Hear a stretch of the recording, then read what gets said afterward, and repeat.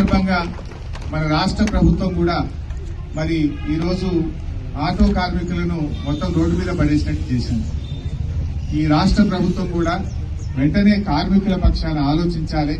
ఇలా కార్మికులు తమ యొక్క జీవనాన్ని కోల్పోయే పరిస్థితి.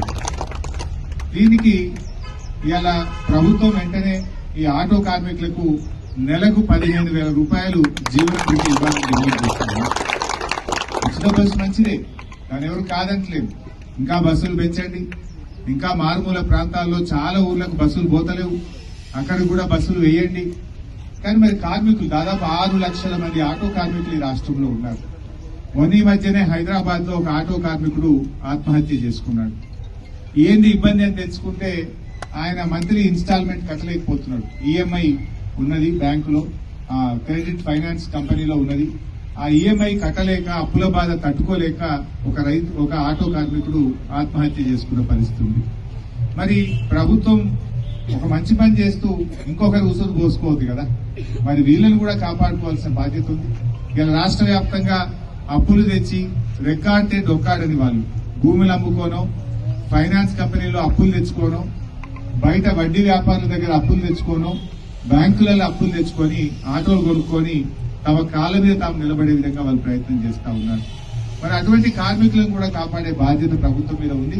ప్రభుత్వం వెంటనే ముందుకు వచ్చి ఈ ఆటో కార్మికులందరికీ కూడా నెలకు 15,000 రూపాయల జీవన భృతి ఇవ్వాలని చెప్పి తప్పకుండా రాబోయే రోజుల్లో అసెంబ్లీలో కూడా మీ యొక్క సమస్యను ప్రస్తావిస్తాం, అసెంబ్లీలో కూడా లేవనెత్తుతాం, ప్రభుత్వం మీద ఒత్తిడి పెంచుతాం.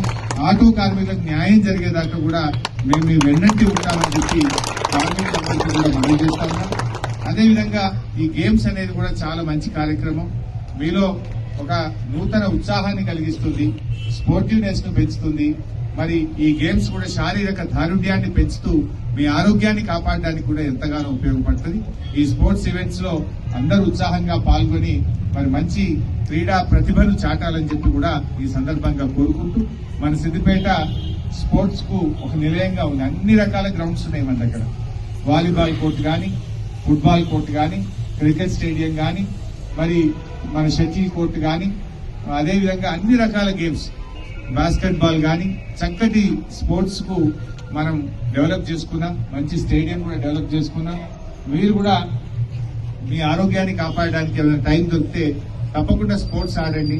లేదు ఉదయం పూటనో సాయంత్రమో ఎప్పుడు టైం దొరికితే అప్పుడు కొంచెం వాకింగ్ చేసి ఫిట్నెస్ ఇంప్రూవ్ చేసుకుని మీ ఆరోగ్యాన్ని కాపాడుకోవడం కోసం కూడా మీరు తప్పకుండా కొంత సమయాన్ని కేటాయించాలని చెప్పి కోరుకుంటూ మీ అందరికీ అభినందనలు. జై తెలంగాణ.